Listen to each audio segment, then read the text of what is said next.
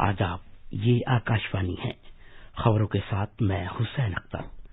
وزیر اعظم نے کہا ہے کہ مخصوص مال برداری راہداری بھارت کے لیے انقلابی تبدیلیاں لائے گی اور ملک میں نئے ترقیاتی مراکز فروغ پائیں گے۔ انہوں نے مغربی مخصوص مال برداری راہداری کے نئے سیکشن کو قوم کے لیے وقف کیا اور دنیا کی پہلی double stack long hall container train کو جھنڈی دکھا کر روانہ کیا۔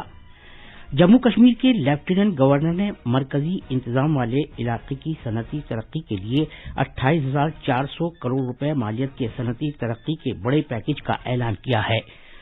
بھارت نے ایک اہم سنگ میل طے کیا ہے۔ کووڈ-19 سے شفا یابی والے کیسوں کی تعداد 1 کروڑ سے زیادہ ہو گئی ہے۔ امریکہ میں صدر ڈونلڈ ٹرمپ کے حامیوں نے کیپٹل بلڈنگ پر دھاوا بول دیا اور اس کے بعد ہونے والے فسادات میں 4 افراد ہلاک ہو گئے۔ سڈنی میں آسٹریلیا نے تیسرے ٹیسٹ میچ کے پہلے دن کا کھیل ختم ہونے پر بھارت کے خلاف 2 وکٹ پر 166 رن بنا لیے تھے۔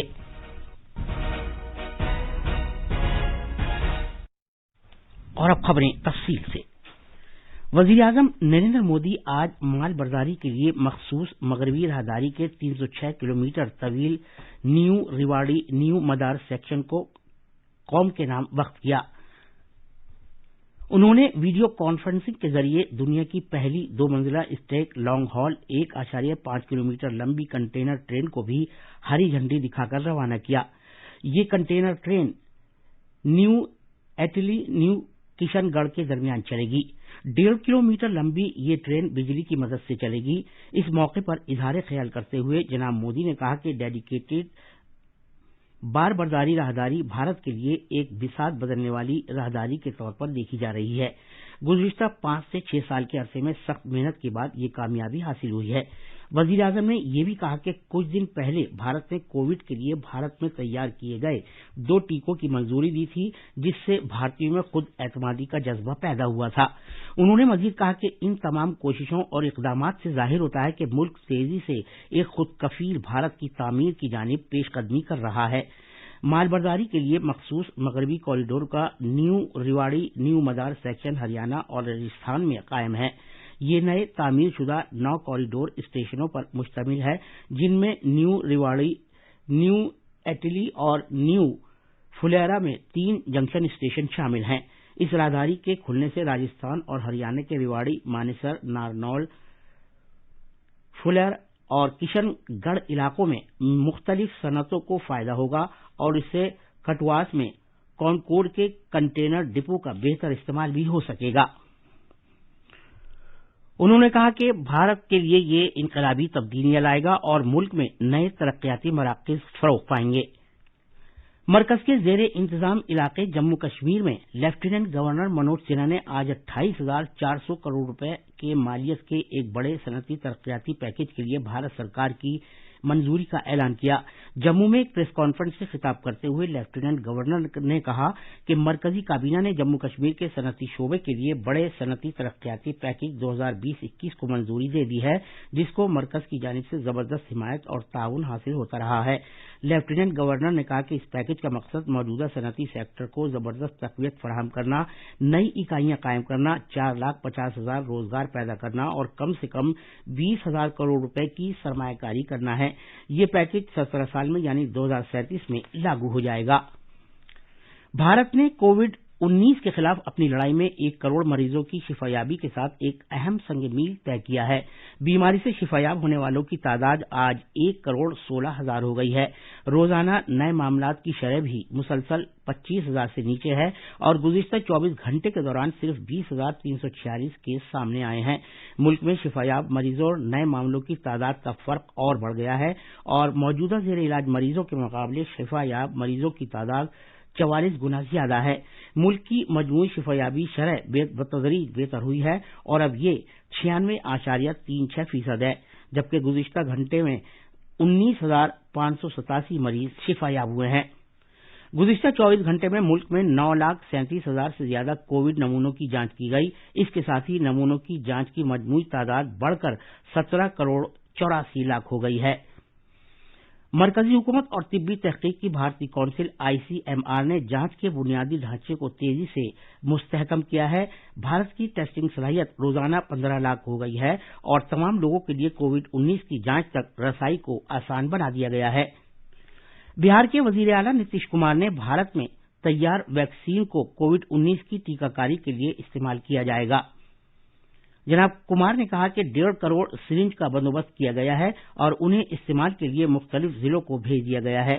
ویکسین کی ترسیل کی تفصیلات بتاتے ہوئے نتیش کمار نے کہا کہ اسے نالندہ میڈیکل کالج اسپتال پٹنہ کے ویکسین اسٹور لایا جائے گا اور اس کے بعد ریاست کے مختلف حصوں میں 10 علاقائی مراکز کو بھیجا جائے گا۔ پنجاب میں آج سے کووڈ-19 ضابطوں کے سختی سے نفاذ کے ساتھ اسکول دوبارہ کھول دیے گئے ہیں۔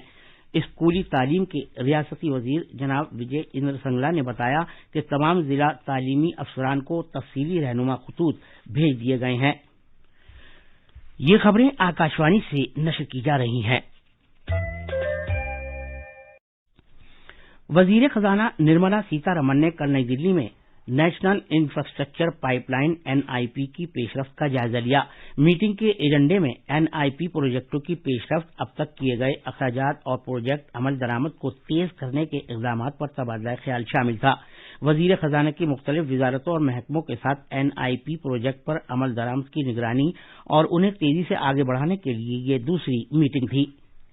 مرکز نے لداخ کی زبان، ثقافت اور سرزمین کے تحفظ اور مرکز کے زیر انتظام علاقے کی ترقی میں شہریوں کی شرکت کو یقینی بنانے کے لیے ایک کمیٹی تشکیل دینے کا فیصلہ کیا ہے۔ امور داخلہ کے وزیر مملکت جی کشن ریڈی کمیٹی کے سربراہ ہوں گے اور اس میں لداخ اور لداخ خود مختار پہاڑی ترقیاتی کونسل کے منتخب نمائندے، مرکزی حکومت اور لداخ انتظامیہ کے نمائندے شامل ہوں گے۔ یہ کمیٹی کا فیصلہ کل وزیر داخلہ امت شاہ کی لداخ کے ایک 10 رکنی وفد سے ملاقات کے بعد کیا گیا ہے، جس نے لداخ کی منفرد ثقافتی شناختی کے تحفظ کی ضرورت کے بارے میں اپنی رائے کا اظہار کیا تھا۔ مرکزی وزیر تعلیم رمیش پوکھریال نشنک نے طلبہ، والدین اور اساتذہ سے اپیل کی ہے کہ وہ ٹوائے کیتھن 2021 کو زبردست طور پر کامیاب بنانے کے لیے اچھوتے اور تخلیقی خیال سامنے لائیں۔ وزیر موصوف نے آج ایک ویڈیو پیغام میں کہا کہ بھارت کی کھولنے تیار کرنے کی صنعت 10,500 کروڑ روپے کی ہے اور ملک 80% کھلونے باہر سے درآمد کرتا ہے۔ امریکہ میں واشنگٹن DC پولیس نے آج کہا ہے کہ کیپٹل بلڈنگ پر دھاوا بولنے کے دوران 4 افراد ہلاک ہوئے ہیں اور کم سے کم میٹرو پولیس ڈپارٹمنٹ کے کم سے کم 14 ممبر زخمی ہوئے ہیں۔ 2 کو اسپتال میں داخل کیا گیا ہے اور ایک کی حالت سنگین بتائی جاتی ہے۔ اسے بھیڑ سے نکال کر باہر لایا گیا اور دوسرے شخص کو ایک پروجیکٹائل سے زخمی کیا گیا۔ 52 سے زیادہ لوگ گرفتار کیے گئے ہیں۔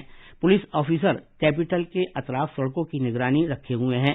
2 پائپ بم برآمد ہوئے ہیں، ایک ڈیموکریٹک نیشنل کمیٹی کے دفتر سے اور ایک Republican National Committee headquarter کے پاس سے برآمد ہوا ہے۔ اس سے پہلے واشنگٹن DC میں کرفیو نافذ کر دیا گیا تھا، جب کل رات کیپٹل بلڈنگ پر صدر ڈونلڈ ٹرمپ کے حامیوں نے دھاوا بولا تھا اور وہاں جمع ہو گئے تھے۔ یہ کرفیو کیپٹل بلڈنگ پر مظاہرین کے یکجا ہونے پر اس وقت نافذ کیا گیا تھا جب وائٹ ہاؤس اور سینٹ صدارتی چناؤ کے فاتح کی حیثیت سے صدر منتخب جو بائیڈن کی تصدیق کرنے کے لیے بحث کے لیے میٹنگ کر رہے تھے۔ سڈنی میں آسٹریلیا نے تیسرے کرکٹ ٹیسٹ میچ کے پہلے دن کا کھیل ختم ہونے پر اپنی پہلی اننگز میں 2 وکٹ پر 166 رن بنا لیے تھے۔ اس سے پہلے صبح بارش کی وجہ سے 8 اوور کا میچ رک گیا تھا۔ اس وقت میزبان ٹیم نے 1 وکٹ پر 21 رن بنائے تھے۔ محمد سراج نے ڈیوڈ وارنر کو آؤٹ کیا۔ آسٹریلیا نے ٹاس جیت کر پہلے بلے بازی کرنے کا فیصلہ کیا۔ آخر میں اہم خبروں کی سرخیاں ایک بار پھر۔ وزیر اعظم نے کہا کہ مخصوص مال برداری راہداری بھارت کے لیے انقلابی تبدیلیاں لائے گی اور ملک میں نئے ترقیاتی مراکز فروغ پائیں گے۔ انہوں نے مغربی مخصوص مال برداری راہداری کے نئے سیکشن کو قوم کے لیے وقف کیا اور دنیا کی پہلی double stack long hall container train کو جھنڈی دکھا کر روانہ کیا۔ جموں کشمیر کے لیفٹیننٹ گورنر نے مرکزی انتظام والے علاقے کی صنعتی ترقی کے لیے 28,400 کروڑ روپے مالیت کے صنعتی ترقی کے بڑے پروجیکٹ کا اعلان کیا ہے۔ بھارت نے ایک اہم سنگ میل طے کیا ہے۔ کووڈ-19 سے شفا یابی والے کیسوں کی تعداد 1 کروڑ سے زیادہ ہو گئی ہے۔ خبریں ختم ہوئیں۔